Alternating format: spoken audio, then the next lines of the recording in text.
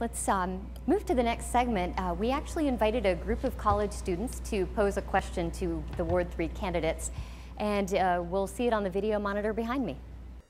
My name is Lisa Hinkle. I'm a political science major from Hemet, California. While the City of Riverside does use some private contractors, do you feel the city should use more local contractors, those who live and pay taxes in Riverside? All right. This question is going first to Mr. Bailey. You have 90 seconds. The quick answer is yes.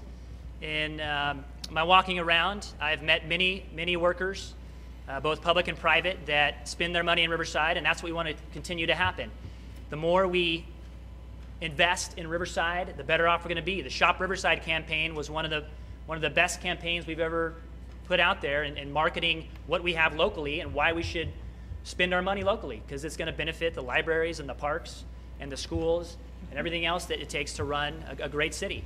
So definitely is the bottom line. Okay.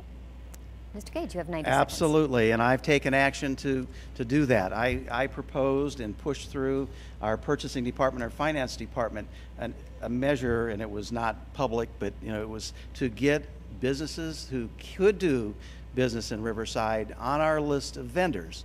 I started talking to Phoenix Construction. They really wanted to do business with the City of Riverside. They couldn't get on that list. We sent out thousands of invites to businesses throughout the city saying, would you like to participate? We added thousands, from what staff tells me, of businesses who said yes. Phoenix Construction, I know, has gotten contracts. I know others have gotten contracts.